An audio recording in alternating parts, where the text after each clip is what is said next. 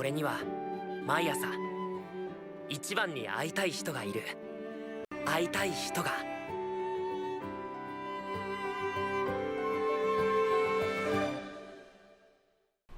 Hey everyone, Rascal here. And Mama, welcome to our channel Paws On Animation and our Paws On Netflix podcast. And today we're covering the Netflix anime Blue Box. Yes, now this is based on the manga of the same name, and it's a coming-of-age story revolving around badminton player, badminton, Taiki, and his longtime crush Chinatsu unexpectedly moving in with his family for the summer. Now this causes all kinds of drama, laughs, and love triangles. Yes, Maybe. Sylvia.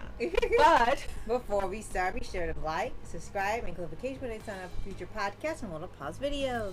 Yes, thank you so much for joining us today, subscribing, sharing our videos, commenting everything you do. As always, we really appreciate you. Thank you. Yes. So this is something we actually never expected to watch, because when it first came on Netflix, it was only subtitled. Yes. And we didn't know anything about this, and we were like, we're not watching this. If it's dubbed, we'll give it a watch. Well, fast forward, they finally did an English dub. Yes. So we ended up watching it. Yes, and there are, I think, 25 or 26 episodes. 21 episodes. Oh, I think I'm used to 26. I'm sorry. That's 21 manga volumes, 25 episodes. You are correct. Okay. 25. So 25 episodes of the anime. We already know it's been renewed for a second season. Yes. And it looks like maybe that will probably be the last season, since it's only 21. Maybe you'll get 3 seasons at most if they extend it some more. Yeah, because it's still running, Right. so we may get a few more. So we really love watching rom-com anime. Yes. And we were also in the group that had stated that there aren't a lot of big rom-coms out now anymore for anime, either because of oversaturation of other genres, or they follow the rest of the world where they don't want to make rom-coms anymore because fill in the blank XYZ problems that aren't existent. And the last big one you had that was hilarious was Love is War. Yes. Now, Blue Box is not a screwball comedy and hilariously off the rails like that, but it's more of a slice of life, rom-com. It focuses more on the rom than the com, and I guess more of The development. yeah, of the and characters. growing up. Yes. But it does have some really hilarious moments in it. Yes. That definitely make it a com for sure. Yes. Now, for those of you not familiar with Blue Box, as we weren't, it's Japanese manga written and illustrated by Koji Miura. It was in Shueisa's Weekly Shonen Jump, starting April of 2021. And as we mentioned, it has 21 volumes of the manga. It's romance and sports, but we still think of it as a rom-com. Yes. And the anime series was produced by TMS Entertainment and animated by Telecom Animation Film. It aired originally from October of 2024 to March of this year. So we didn't watch it until it got an English dub. Right. So this ended up being something that when you see the trailer on Netflix and you see the images online, the pictures, it really looks beautiful. It's got a kind of watercolor element to it it's really pretty to look at. Very vibrant and very colorful. And very calming when you're just looking at the images of Taiki and Chinatsu. Yes. Later on, when you watch more of the anime, you know there are more characters. It gets a little more high energy at times. Right. And it's still gorgeous to look at. And I think that's one of the things that made us interested in watching it before it got the English dub. Right. And we see that they are actually doing a few different things from other shoujos, and they're making it a little more of a slow burn than most others, trying to jump right into it within the first season. And we were surprised on how popular this was at the time. While it didn't get the biggest things like we were expecting, like for Kimi Todoki and others, it struck a chord with audiences, and it filled a certain type of genre intro people really love seeing. And whatever this is doing, people have missed it and want to see it again, love it. And also because they want to see romance again, so they're happy to get this from Netflix. So while this isn't one of our favorite tropes, we can see the appeal, and clearly there is a demand for it because there are people that like seeing that all the time. Yes. And one of the biggest draws for us is when we heard that Tanjiro, Zach Aguilar, is going to be voicing Taiki. And it was like, okay, we got to see it. Yeah. And we're going to be honest, in the beginning, every time he opened his mouth, he kept going, "It's Tanjiro." Yeah. After a few episodes, that stopped, but that's all we were hearing for a while. And he does a fantastic job here voicing another character that he hasn't become famous for. Right. He is great in making us believe that he is someone else in here. That's true. After the surprise and enamoring, we're all fangirling, then you actually get into him being the character that he is. The voice cast here is really good. Mm-hmm. The characters, the personalities they're supposed to have, they convey.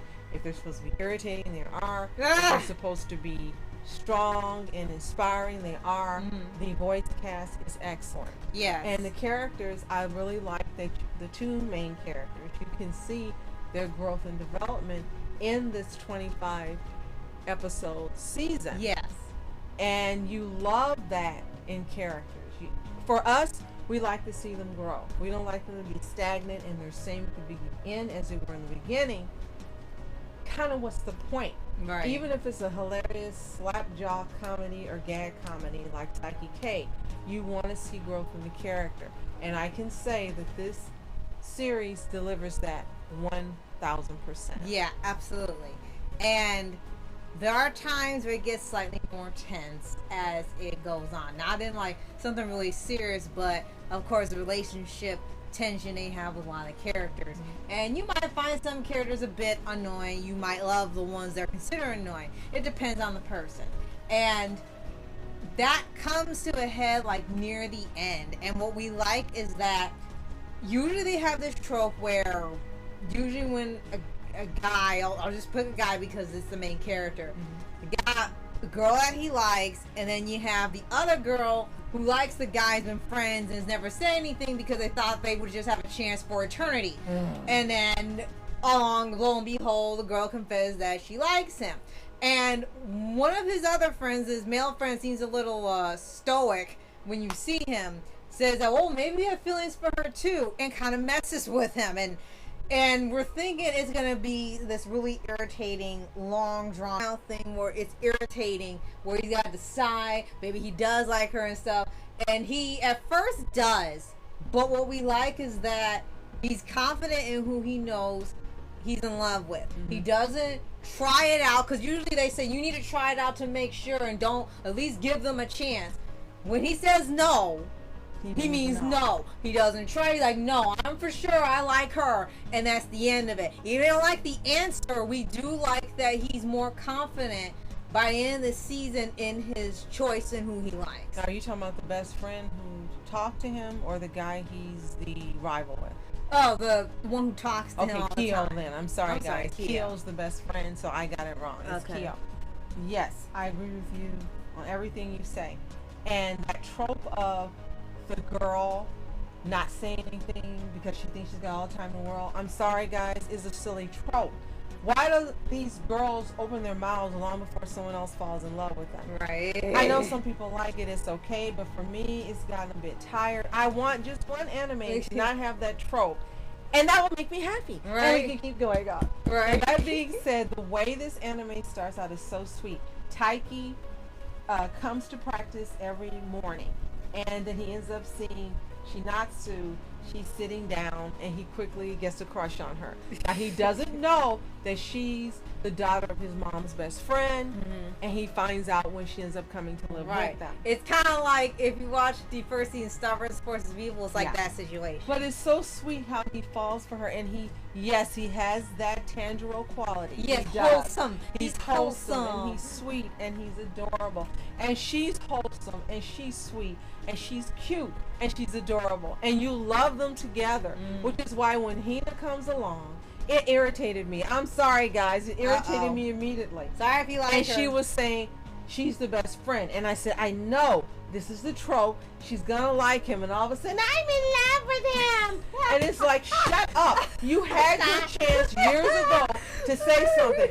Go sit down and go away, because I don't want to see you anymore. And Rascal was like, what? She was laughing. But every episode, she became like a thorn in the side of this anime. And I know it helped the story move forward, but it's like you had a chance, and when she kept saying, I'm just playing, no you're not. And what's even funnier is that we people really liked her, and then they actually did want him with him because she knows him better than Chinatsu. And I was just sitting like, so you don't want the main ship, you want the best friend, the one you see, the always done every other anime for the past 100 years. You want the best friend to be with him.